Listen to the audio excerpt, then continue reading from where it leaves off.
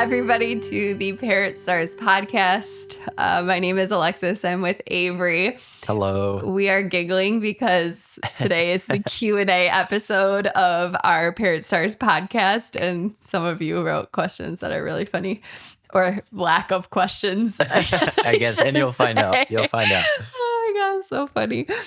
Okay. So today is our Q&A episode. We are so excited because it'll be fun. We are doing this podcast for you guys. So we want this podcast to be something that you guys as listeners can actively engage with and obviously learn from, but we're doing it for you guys. So we want to hear what you guys have questions about so we can make sure we're addressing your specific questions. Yeah. So I'm really excited. We had a lot of good engagement, I guess, because there's a lot of people asked a lot of questions. Oh my gosh, yeah, we had so many questions come in. We were surprised. It just kept scrolling. So this is awesome. This is the kind of thing that we like to see. And honestly, just because we're doing a Q&A now, that doesn't mean that this is your only chance to submit questions. So just, all the time, whenever you think about something, just let us know. Hopefully we'll cover it. Yes. But I guess a couple of things as usual, housekeeping, I guess, before we start. So this episode comes out, we'll have about a couple of weeks until the summer festival. Yes. So we're really excited. I'm wearing my 2024 summer festival t-shirt. So get ready, people. I know. We're excited. We're going to have 2025. I know I have to Parrot decide what Festival. color we're doing this year. But we're really excited. Everything's coming together. And so, yeah, I hope to see you there. Everybody's totally free weekend. Couple exclusive activities, or I should say presentations, like from the Parrot Wizard on the Friday night dinner. So hopefully you were able to get your tickets and be a part of that. But everything else for the weekend is free.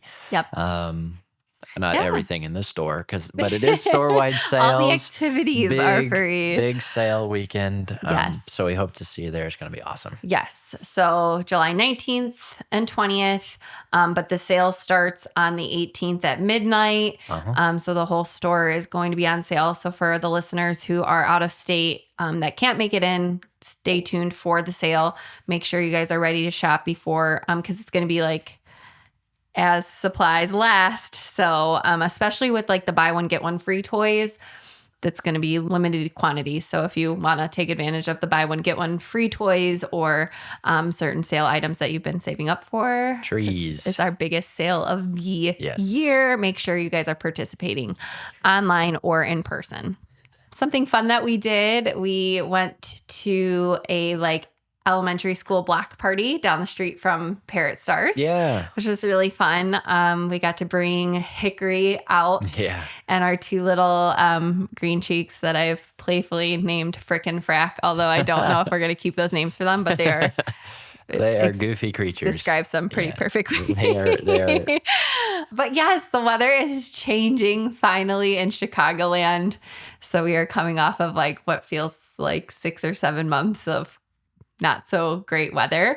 So the birds are going to be able to finally get outside and get some sunshine. So it was really cool. We did this it was outdoor block party. We had a table set up and got to meet all the families of the school that is literally walking distance from Parrot Stars. And we had a lot of people that had already been to the store and a lot of people who had never come to the store and were a little intimidated by the idea of it. They didn't really understand or know what it was, because it's tough, because all it is a sign that says Parrot Stars. And if you peek in the window, you're like, what the heck is that place? So for anybody listening in, if you haven't made your way in, you do not have to be coming in with the purpose of buying a bird or product to come and enjoy. It's meant to be a learning experience as well. So you can just come in and enjoy the birds. But we like doing those little community events and getting to meet new people. So especially when we bring Hickory and he's just waving and screaming okay at everybody as they walk by. Okay, so just diving into our Q&A questions here. Yes. All right. Do you have a favorite one you want to go with right off the bat? Well, a lot of great questions. I think we're going to try to address a lot of the ones that we got that are either pertaining to some of the biggest issues that we face at the store every day. A couple of them lighthearted, of course, just for fun. But we're probably not going to address many other questions that pertain, especially to past podcast episodes. I think Okay. for the sake of it, we've got a lot of wonderful questions, but a lot of them can be answered if you just listen to our past episodes. So, Yep. but other than that, we will go through. We kind of picked some of the ones that stood out a little bit. However, we will start with one that made us laugh, just to get it. Even though this was a Q&A for questions, we had a wonderful entry from the Italy itself, from Massimiliano. So the question was, no question. So, literally all they wrote was no question. I guess Massimiliano, grazia, as they say. I hope I pronounced that correctly. I love that this person just was like, you know what? I have no question. I just want them to know that I'm listening. We appreciate you. Hey, that's awesome from Italy. I mean, it's across the world. So hello from Illinois. Gave us a good chuckle. I love it. Whew. All right. So we'll go up to Chelsea, because Chelsea sent us a nice email with a bunch of different questions. Yes. So shout out to Chelsea, because she sent these like right after we did the prompt for questions. So I think she's been listening a long time. Yes. And thanks for the kind words. Yes, Chelsea. absolutely. A lot of nice things. So one really good question is, if you'd like to get 2 birds, for example, 2 baby conures, what is the best combo to make sure they can be cage mates? Male and female, male and male, female and female. Will my male and female try to mate down the road and need to be separated? So this is something that comes up all the time when we're having our preliminary conversations with people who want to buy a bird from us. Is we always ask, what other birds do you have in the house? And then if they're looking to get the same or similar species to what they already have, we always ask them, what sex of bird do they already have? And the reason we do that is that our strong recommendation is that if you, like her example, are getting 2 conures that are very genetically similar, so either the same species or maybe you're getting like a green cheek and a sun conure. Yeah. We would highly recommend that you try to get the same sex. Yes. Because these are still non-domesticated, essentially wild animals. And like with all animals, they're going to have an intense instinct to want to breed and reproduce. So although all the different species are going to have different hormonal fluctuations throughout their lives, eventually we'll do a full hormonal episode for you guys. If you bring in the opposite sex of the same species and intend to eventually cage them together, nature is going to run its course. You are for sure going to get more intense spikes of hormones, and you're going to get changes to behavior that might not be conducive to the companionship that you're looking for and the whole reason that you got the birds in the first place. And that's the biggest thing, is people come in and it's from what like they've read online, the Facebook groups or whatever, all that kind of stuff, and says, well, I want a companion for my bird. Oh, that's fantastic. And, you know, I have a female, whatever, a Pioneer. I'm looking to get a male. So, well, hold on, because no. It might not be what you're signing up for. And in all honesty, we're pretty hard on it. We do turn a lot of people away, but it's never to be mean or ruin your life or be mean to your bird. It's really for the safety of the bird. Yep. Because we're not equipped. Well, I should say most people, and in a captivity sense, in a generic household that has parrots, are not equipped to be able to healthily cater to parrots that are mating and breeding. Taking care of birds is not something willy-nilly that you just do in the 10 minutes before you go to work. Yes. It's difficult, and it's very easy for these birds to suffer.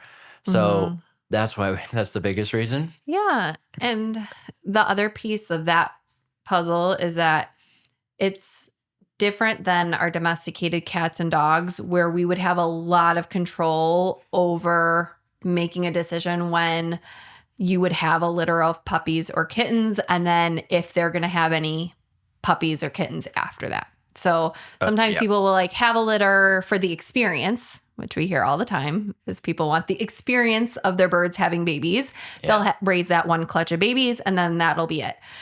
But you can't spay or neuter your bird. Like once they get the feel of breeding, that's going to be a forever endeavor that they're trying to achieve. So you can't just have a clutch of babies and then they're like one and done animals. They're going to consistently try to breed. And one pair of parrots can produce hundreds of babies in the course of their life. I mean, it's really, really crazy how many and how reproductive they can be. So one, I would highly recommend you don't even start with a male or female in the same household of the same species. Right. Definitely you would not want to cage them together. And if you already have a male and female of the same species at home already, please don't let them breed, because once you do, it can be a slippery slope of having a lot of issues down the road. Yeah. So, and quite frankly, it's just not fair to the babies. Yeah. Because they don't, anyways. We won't get too deep into it, but our recommendation, which we're pretty hard on again, is a same sex. And it doesn't matter male or female. Some people come in and ask, which is better, but it does not. It does not matter. Boys and girls are equally as wonderful as companion parrots. And then as far as the cage mate element goes, our recommendation is always going to be to have the same number of cages as you do birds in the household. For every bird you have, you should have their individual, properly sized, large cage and enclosure. Yes. Parrots are unpredictable animals that personality traits fluctuate over time. What might be working really well for 6 months may not work down the road.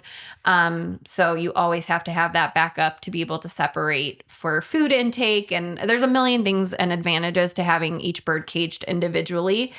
And then for having them have out of cage time, like you said, I think it's wonderful for people to have more than one bird. I also think people shouldn't have probably more than 3 to 4 unless they have really certain circumstances, because birds are a lot. But yeah, having 1 to 3 to 4 parrots in the household does give them a lot of extra companionship that we probably can't offer to them as humans.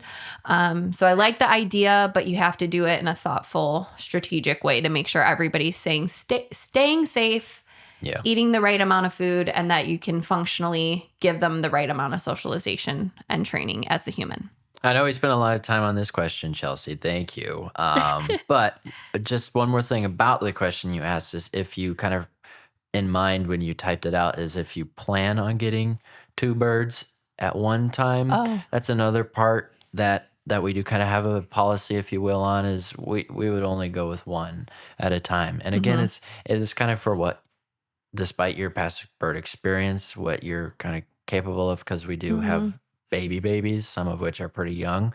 So we want full attention on this baby to get them acclimated, start that training, initial bond with you, because 2 birds or more can be very overwhelming. And again, it's just not fair to the bird. So that's kind of why we say that. But so usually recommend a minimum of 6 months to a year in between acquiring an additional bird. And that would safeguard you against the hoarding that sometimes can happen with parrot owners, is that they get one and it's so exciting and the adrenaline and they're trying to get another one right away. So we always tell people resist that temptation to acquire them quickly. I did want to mention this one specifically again, Chelsea, and then we're going to move on. But the question was, when a bird is willing to eat fresh veggies, but only picks out certain ones, do you recommend withholding those preferred foods so that he will try new things? I'll just address that first part of the question, and stay tuned for our next episode because it's going to cover all those aspects, because we will be covering, spoiler alert, picky eateriness. That came out not the way I wanted it to. Okay. Yes, this is a really good lead into our next episode about picky eaterness. So I think this is a common experience people struggle getting their birds to eat a diverse array of food, especially fresh foods. Yes. I would encourage you, if the veggies, if they are vegetables and your bird is eating them, I would not recommend withholding them. Mm-hmm. If you say fresh veggies, but it's actually like my bird only really eats like bananas, apples, grapes, then yes, I would highly recommend you withhold those. But if your bird is eating vegetables, let them eat the vegetables. Yep. And always continue to add and reward them for trying other vegetable choices. But I think you're already achieving a great victory if your bird is eating any vegetables and sprouts. So I wouldn't withhold them. I would only add to them. That would be my recommendation, unless you have anything else to add to it. I mean, yeah, it kind of covers it. Again, stay tuned because we do really deep dive into it. A whole episode. Okay. Okay. So we had another submission from the electronic tea parrot. Yeah, I think that was the person's email. I'm not really sure. Yeah. But you'll know who you are if you are listening and your email is electronic tea parrot. Yes. Thank you. Thank you for submitting questions. However, this is something, the question that you asked is something we're very passionate about, is what are some foraging ideas, especially for presenting fresh food in a parrot's enclosure? Again, this is going to be something that we have covered and will cover further. But foraging is something that everyone at Parrot Stars is very passionate about. Every time I do a bird send home, I subject all the customers to what I call my mini foraging lecture. Yeah. Because it's huge, and there's no rule book to address your question. There's really no rule book on like what to do, what not to do. Obviously, which is safe for your bird, but you know that. Great kind of simple ideas for especially the fresh food would be something that we've probably already mentioned a lot, is like skewers or things like that. So presenting it in a way that's different from just piled up in a bowl in the enclosure somewhere where it sits every day. So a little dish at a different place, a platform perch that you can easily clean with dish soap and water, or a skewer presenting it all out in big chunks so your bird can see it.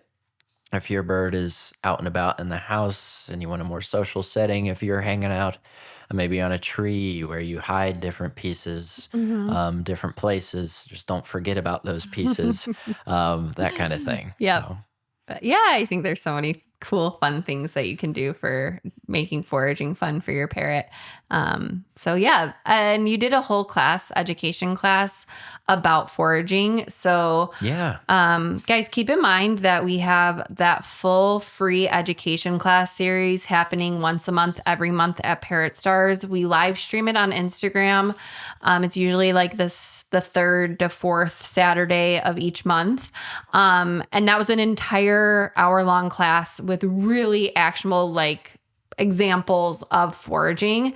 So use our education classes as a supplement to this podcast if you want to learn more about really good topics. I mean, each one of those is its own podcast episode almost. It's kind of like an in-depth explanation of a parrot topic. The cool thing is I think almost all of them we have fully recorded that will eventually post up on YouTube whenever Avery and I may or may not have time to edit them and get them up. But they have good audio. They have good video quality. So at some point they will get up on YouTube, I promise. Fantastic. All right. Cheryl from Tennessee asked, what parrot would be a good option for Freeflight if you're an experienced bird owner but not ready for or too intimidated for a larger macaw? Okay, so this is a hot button topic that I'm I'm a lot opinionated about.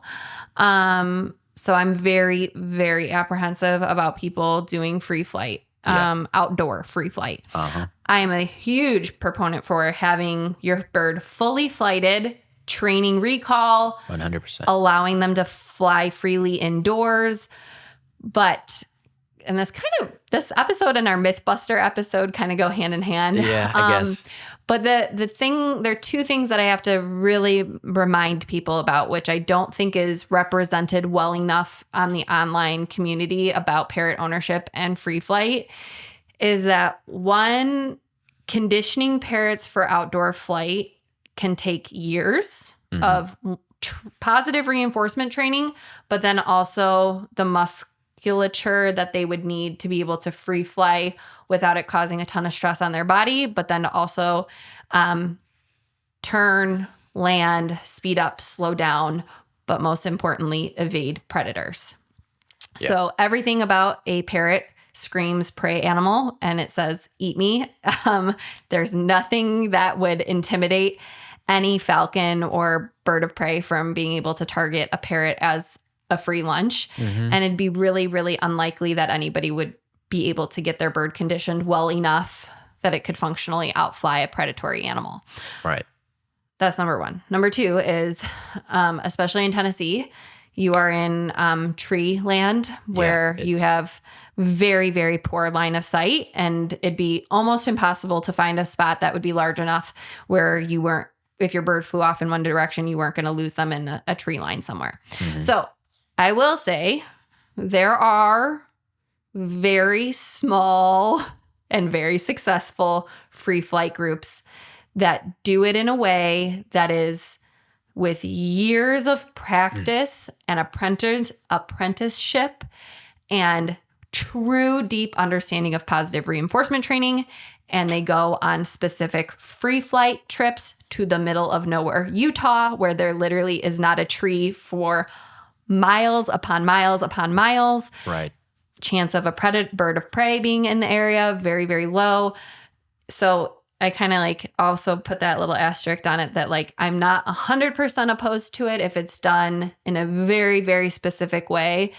But unfortunately, for most of us, it's a pretty unrealistic thing that you're going to be able to free flight your bird in a safe way. So the alternative solution, or how I'd encourage you to direct your energy, Cheryl, would be to understand positive reinforcement training, use it as a tool to teach your parrot to learn how to wear a bird harness. Yeah. Our recommendation is the aviator bird harness because just the way that it secures onto the body, the amount of free movement that it gives the parrot. And I've seen a lot of people invest in outdoor batting cages where you have the nets, but your bird can still do like 25 feet of uninhibited flight. I have seen people who, again, you have to still teach the recall. Well, there's all the stuff that goes into having your bird being free flighted. But I've also seen people do quote unquote free flight, but in an indoor gym. There's a lot of places that if you simply ask would be very open to allowing you to do free flight indoor, where you're still doing all the wonderful things that free flight gives your parrot, where they're getting incredible exercise, a ton of physical and mental enrichment.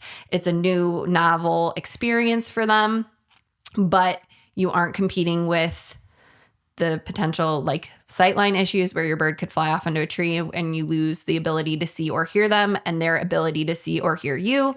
And then also the predators, which make me the most nervous because you can't control nature. So. I mean, that pretty much covers everything. I would just second focus on the harness rather than free flight, because that still gives your bird, they make harness extensions. The bird is still technically attached to you.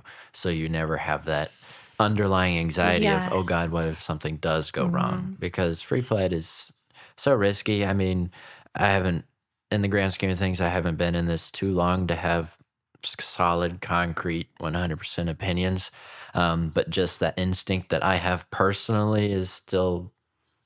Nature is nature. Nature is nature, and free flight is spooky for the bird's sake. Yeah, I mean, and we're free flighting them in the United States, which is nothing like their natural habitat. The predators are different. And again, you're looking at a species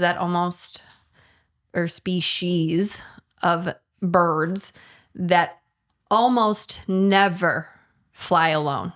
I mean, it is that's the truth. Very, very rare. Yeah. Now, you might have a breeding pair that only flies in a set of 2 for a certain time of year, but most of the time, parrots are very, very rarely solitarily flying. They're always flying in a group because there's safety in numbers. They're social animals. So when you're working in a free flight situation, there isn't enough of that flock dynamic for the bird to have the same cues of if there's a predator around, if they feel comfortable, if they feel scared, which again is why in certain settings where people are doing those really well-planned free flight meetups in very open lands, often they're doing it in a group. There's multiple birds taking off at the same time. Right. The birds have had time to get to know each other. There's all these amazing things that they're doing to increase the odds of success, which unfortunately it's really hard to do on a one-on-one situation. Because we sent home a hybrid macaw about a month ago, and the owner of the new baby does free flight macaws, but it's everything that you were just talking about.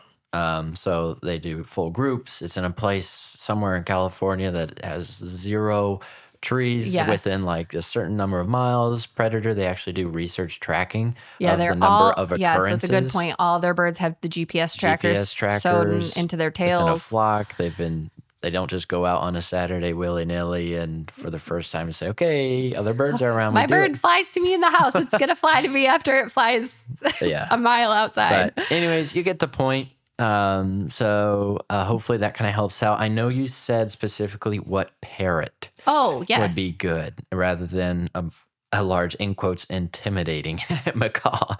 So I think from my perception is the macaws are what most well known is because, one, there's a media aspect to it, or that's what you see most often online. Two, the size, because they're macaws they're loud, they're bigger, easily to spot. They also are capable because of their size to like be able to have those GPS trackers, all that kind of stuff. Really, any bird is technically capable of free flight. Yeah, but I think what another point that you're kind of bringing to is like macaws probably because they are so big would have the hardest time getting the full exercise needed in indoor homes. So yeah, you'd have to fly them in a gym. Whereas if you're motivated to get a smaller species, if you keep your parrot fully flighted in your house is often big enough for a smaller species to get really phenomenal muscle tone and stay really healthy and with just flying in the house, let alone if you take it to an indoor space where it has even more space to fly around. So I think if you're doing indoor full flight, it doesn't matter what species you do. There's a lot that you can do with we have people who have like parrotlets. My little parrotlets, they're fully flighted. They both have like physical issues. So they're like their own thing, but they fly like this whole, it's like I don't know how to describe what we're seeing right now, but it's like kind of an open floor plan, but like there's like a closet in the middle and the birds fly, the parrotlets like fly the full loop. And it took them a while to figure that out, but that's a pretty good distance for them to fly pretty accurately on their own. And then they fly back to their cage and they know what they're supposed to do. So you can have a lot of success with flight indoor. Even at the store, with our residents and all of our birds. Granted, we have the space and the resources, but all of our birds still fly in the big loop of the showroom or if I'm with Rue, our little Goffins, I'll kind of toss her up in the air because I think she likes it because she reacts positively. She goes in a big circle, she screams, all that kind of stuff. Anyways, long story short, focus your energies. We would recommend on a harness. There's kind of other options to provide your bird that exercise that mostly is what people look for, aside from that outdoor exposure and weather, which again, we would recommend an outdoor safe batting cage or aviary if you want to invest that's closed off to predators but still open to sunshine that you can take your bird in a carrier out, that sort of thing. So okay, all right, I love it. All right. So our next one we wanted to feature was from Diana in Tinley Park. This is a very foundational, but also very important question. Why are toys so important for parrots? Well, everything, because it's foundational to companion parrots. Yes. There's so many aspects to toys. They're not just obviously, they're not just decorations in a cage because you saw a picture of what a parrot cage is supposed to look like. Right. They are so important for the bird's overall enrichment, stimulation. I mean, everything you can imagine. Toys are meant to have that sort of stimulation to mimic, I guess, if you will, sort of the navigation of their enclosure, to mimic that of the wild, all these different options of allowing birds to do what they need to. So chewing, destroying for that instinctual foraging behavior. Yep. All of that stuff to really keep your bird occupied. So there's just no boredom because these parrots are unbelievably intelligent. They need constant stimulation. Yeah. You know how the visualization I like to give people, and we're always cautious with our comparisons to the dog world because dogs are domesticated and they're predatory. We get that. But there's such like this hard line of when we look at a dog and us being able to distinguish what we would call dog abuse. Like, and what's a good enriching life for a dog versus a really terrible life for a dog. And that line is not so clearly drawn for parrots. And that's what we're trying to do with this podcast. And everything we do at Parrot Stars is like to expose what a good quality life for a parrot would be. So it would raise more red flags to people to see a bird in a bad situation and know that that would be more of what we'd put in the abuse category. So if you were to walk into a situation and you knew that a dog was living in a dog crate, it's a highly mobile animal, just like a parrot. Okay, this is an animal that needs to exercise, needs a lot of movement throughout its life to, one, stay physically healthy and then mentally healthy. So say you walked into a situation where you knew a dog was living in a dog crate most of the time and was only let outside to go potty and come back in. And then it was kind of back to the dog crate. And maybe you only had that dog out for 15 to 20 minute intervals a couple times a day. You'd look at that and be like, that is a terrible life for a dog. Like that dog has no way of exercising. It has nothing to play with. It has no ability to chew and to problem solve. And we would look at that and be like, gosh, that's a really sad, boring life for a dog. Yeah. Yet we are constantly fighting this battle and this argument with parrot owners. That's a good point. Yeah. That your parrot doesn't play with the toys, so I don't give it to him. And it'd be like, no, that's not the excuse. You still are supposed to offer these toys. It still has to be available for the bird. And your responsibility as a responsible bird owner is to teach them how to play with those toys. So we have to start looking at this in terms of like the lack of toys is no good. Like that should be a red flag instantly that bird's quality of life is probably really, really poor. So our goal is to try to change people's expectations and understanding that there is no concept of too many toys. Like get lots of toys in there, have lots of toys that have different purposes, and then teach them and reward them for how to play and playing with their toys, because it's an active thing that you have to teach them how to do. And it's just like the same thing. You have to teach the dog what is going to be the most productive thing for the dog. We go home with puppies and we have an expectation to train them, to teach them how to play fetch, to teach them to go on walks as a form of exercise and an outlet for them so they don't go crazy in our house and destroy our couches. And people get puppies these days, maybe not in the past, with that expectation now. Yeah. And people just we're not there with parrots yet. So it's just foundational. It's just, this is. Yeah, we don't even let people leave the store with a bird if they don't have our minimum. Yeah. And minimum in big, bold letters.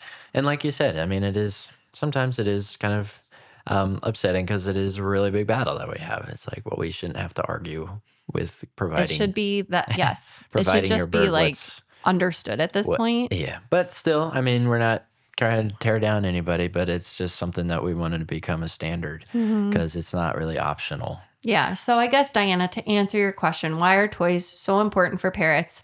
They're so important, and there's so many reasons that we literally can't name them all right now. So it's just, there's so many reasons that just put them in there, and that's that's a great way of just avoiding a lot of negative issues with your birdie.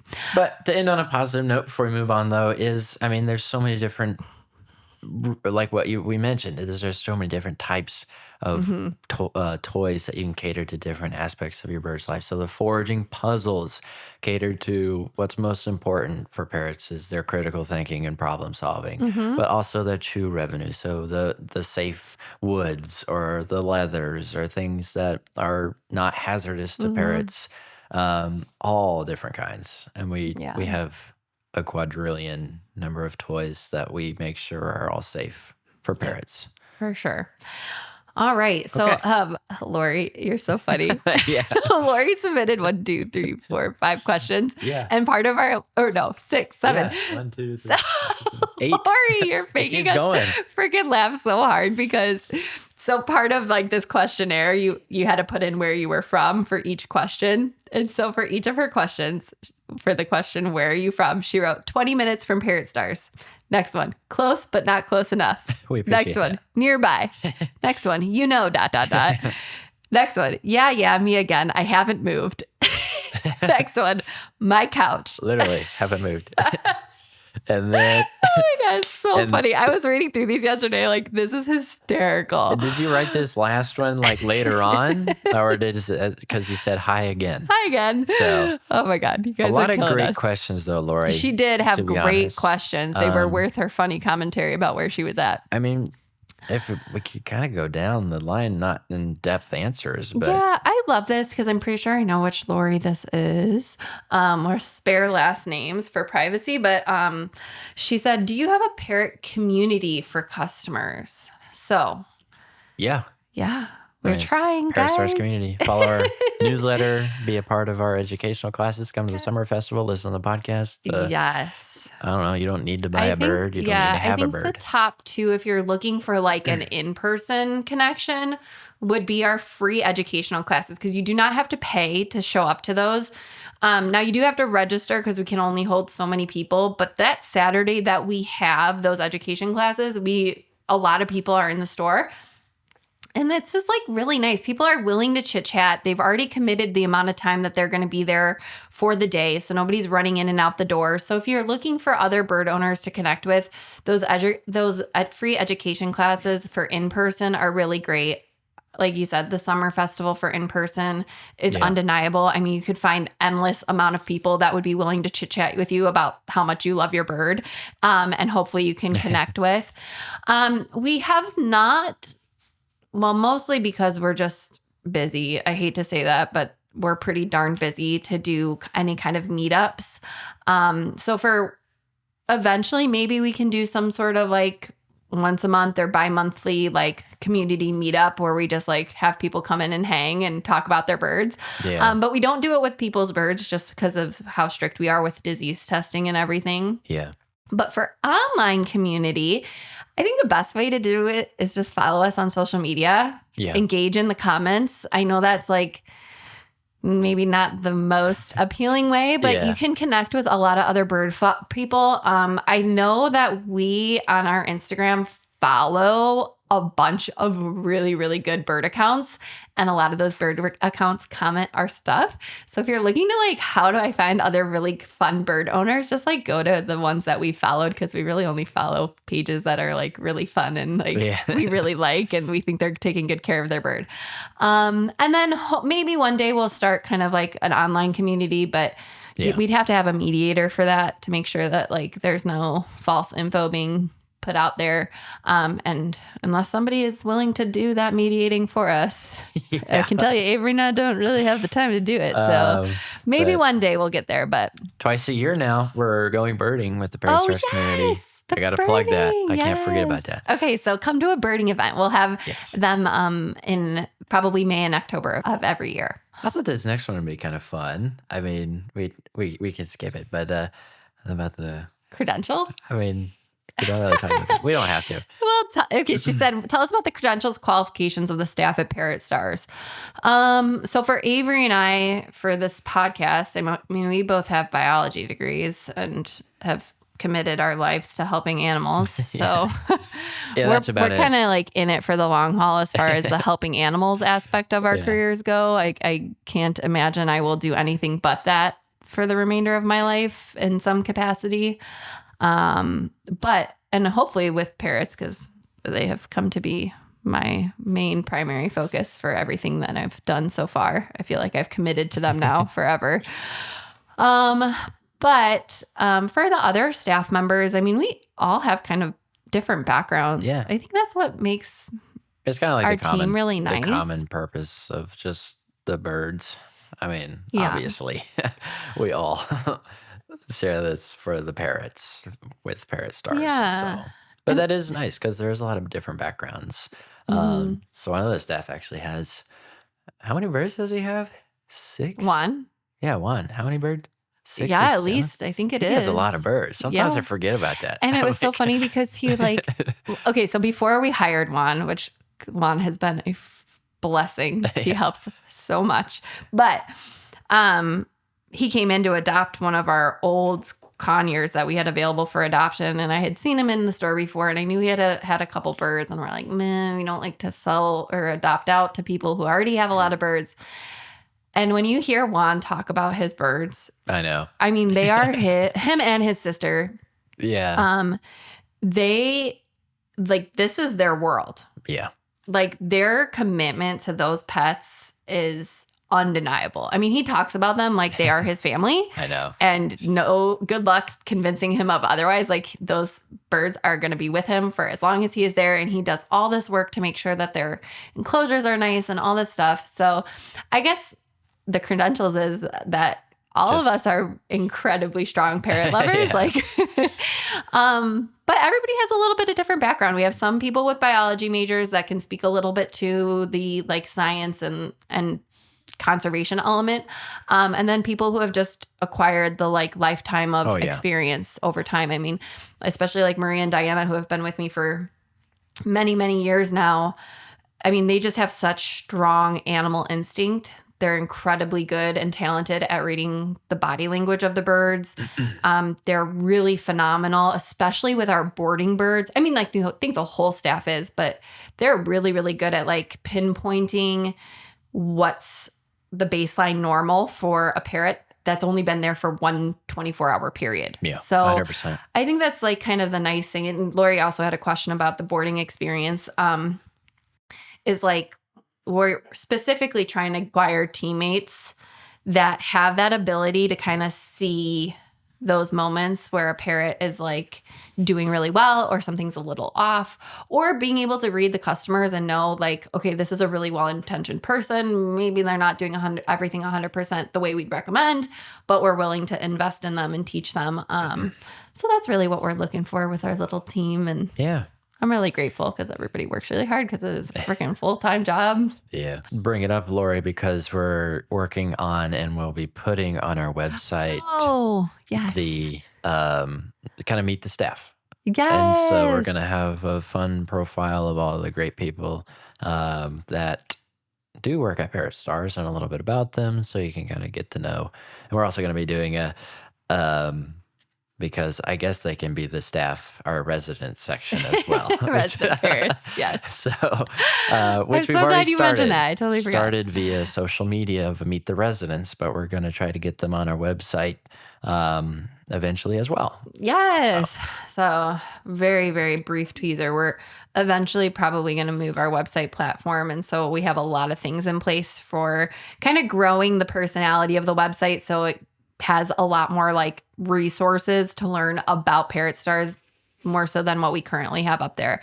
But yes, Julian, our very multi-talented producer of this podcast, came in and did a full professional photo shoot of each staff member and each of the resident birds. So also, since you did that, for the Meet the Residents, because we have a little bit of a time gap for when stuff is going up on the website, we started sending email letters for our Meet the Residents. So if you guys are not signed up for our Parrot Stars newsletter, go to the website. You can sign up right there on that front screen. There's a little pop-up that you can just sign up for the newsletter. But if you want to meet each of the residents, you can follow along in the newsletter. But yes, we will put all of our credentials, qualifications of each staff member on the About Us page that is coming very, very soon to the website. But okay. Yeah, I just wanted to plug that. It's coming soon to the website. So look forward to that. Okay, so Linda from the UK, thank you for listening from across the pond. Okay. I jumped down a little bit. We can jump back up. Yep. She asked, have you ever exported parrots to the UK before? So at this time, we do not export any of the parrots. Not that I am opposed to it. The only reason that we have not is because it is a lot of logistics. We have all of the permitting. We actually technically could if we wanted to. But the incoming, or I guess the country of import, each country has different regulations and requirements on quarantine, health certificates, the amount of time the bird can be in transport. There's so much stuff that's individually unique for each country that I'd almost have to have a full-time staff person just available for that purpose, to making sure it's done completely legally, and then the paperwork's done so there wouldn't be any issues, and then to do the full investigation of all of the health certificate requirements and quarantine. Some places only require a 24-hour quarantine. Some places require that we do a quarantine in the United States, and then other places need their quarantine done in the port of arrival. Yeah. Some want quarantine in both, which means you'd have to hire somebody or hope that the quarantine station is capable of caring for the parrot during the quarantine. Yeah. And there's different time frames. Some quarantines are, like I said, 24 hours. Some are 30 days. I know. I think most zoos are about 30 days. Yeah. So again, it's not that I wouldn't be willing to do so. I think it would alleviate a lot of the illegal transporting of parrots that's existing in the world, and a lot of the smuggling that's taken place if people that maybe don't have really substantial breeding programs in their country to be able to ethically buy a captive bred parrot to guarantee that it wasn't wild caught. I think that would give them a lot of options. It's just I don't have the resources or ability to do it yet. Right. So keep following along on watching our stuff, Linda from the UK. But unfortunately, right now, we can't ship you a bird. Okay, so a question from Corin. I think we're only going to do a couple more. Yeah. But a question from Corin, and this is just, I bring this up because we do get this question a lot. Oh, we get a lot of comments. Is the main gist of the question is it best to cover birds at night? And Corin goes on to just say a couple of things that they've heard about online or from friends. We don't cover our birds at night. That'd be a lot of covers. Yes. But like 100 cages. I guess what I've noticed over the time, and based off all the different customer feedback and what I see kind of works, is there's really not a reason to cover your bird unless there's environmental inhibitions to your bird sleeping. Mm-hmm. So if there's a street light that's blaring in your bird's cage and it's just light all day long, all night long, then that would be a good reason. But if you're covering your birds for behavioral issues, that's a different subject and you can contact us. But don't do it for behavior. Do it because there's not an opportunity for your bird to get rest. Yes. And I think just a little science behind why it might have evolved or become something that people do is because most parrot species live along the equator or near to it, where their natural habitat nearly the entire year is 12 hours of light, 12 hours of dark, which is very different than what we experience here in Chicago, where not only is it different amounts of time, it changes over the course of the year. So we have some parts of our year where it's longer than 12 hours of dark, and then same thing opposite in summertime, more than 12 hours of light. So the reason I think people started covering them is because you have that natural fluctuation here in captivity that they wouldn't have in the wild. And yes, the way that their hormone cycles work and their natural behaviors and rest, it is important to give your bird 10 to 12 hours of restful sleep per night.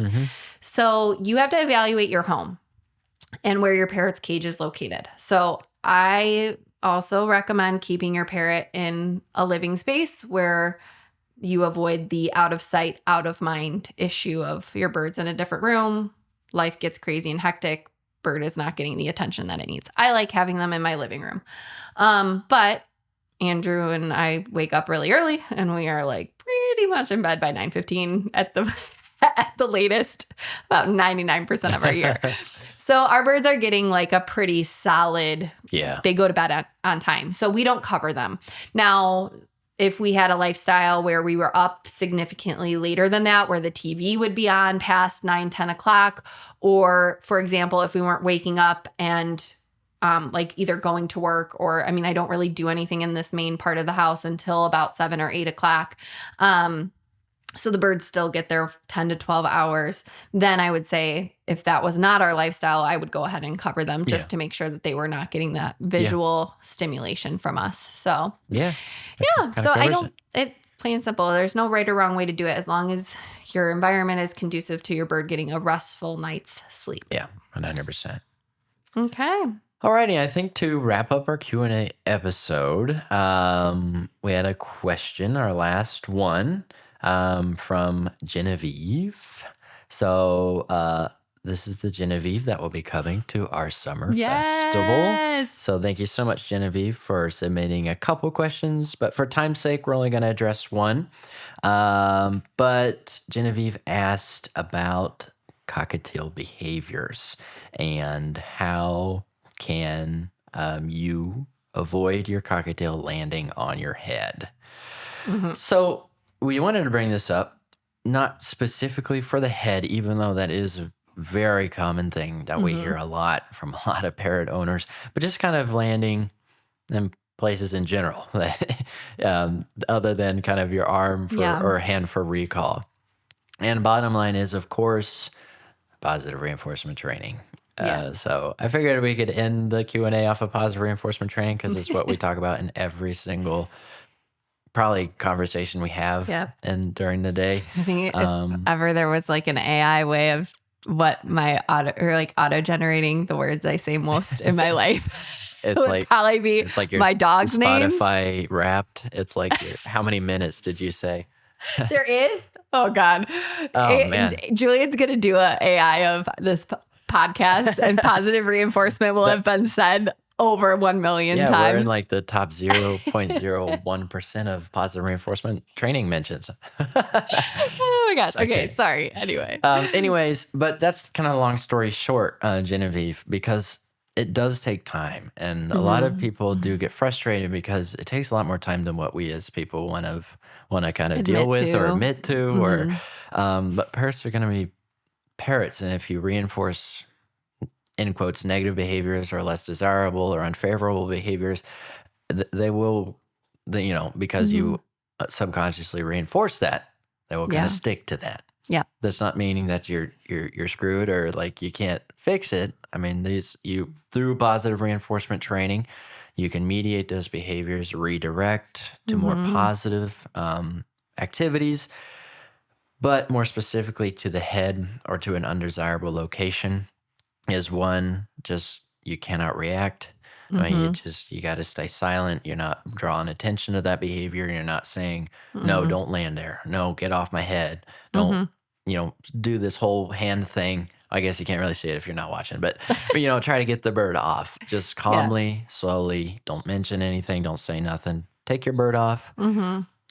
Let it stay on your hand for a little while, and then reward while they're on your hand. Yep.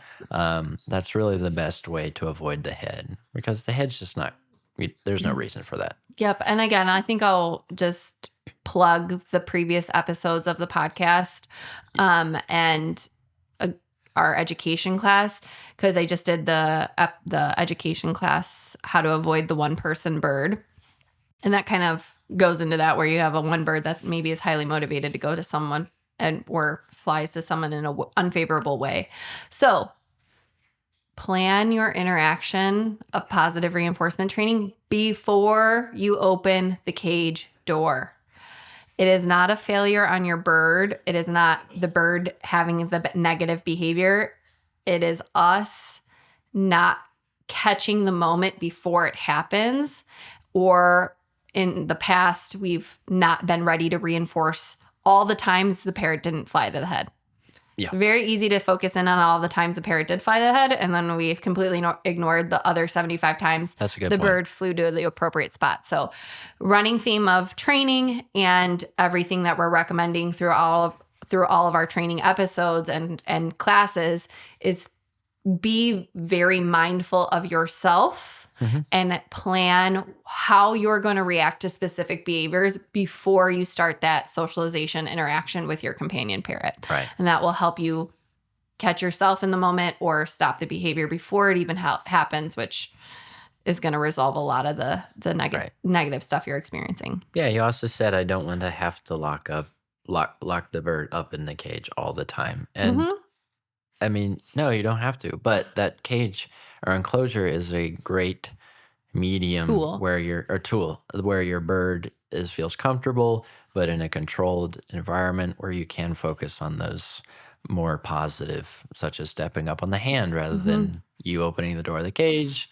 You go do something else, and sure enough, which is the in quotes routine, the bird flies to your head. Yeah, for sure. There's that. Well, I really like this episode. This is probably one of my favorites so far. I kind of like that it was a nice, kind of follow up to our Mythbuster episode.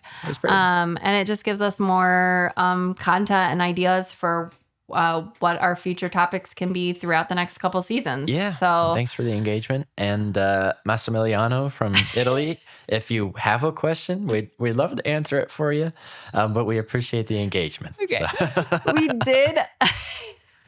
We did kind of highlight the ones that we covered today. And there were a lot more that came in that we did not cover today. Yes. So I'd be more than happy to do another Q&A. But you guys can continue to enter your questions. I think it's still up in the link in bio on our Instagram if you're looking for it. And then again, the advantage of signing up for the newsletter is that we'll send out another prompt before we do another Q&A, soliciting these questions and giving you guys this type form submission that you can easily enter your questions or submit them. But in the meantime, you can always email them to us too, because whenever you guys do that, we just add them to our little podcast planning document on Google Docs. So, all right. Fun. So, yeah. Well, we're getting towards the end of season 3. I can't believe it. Only one more episode to go.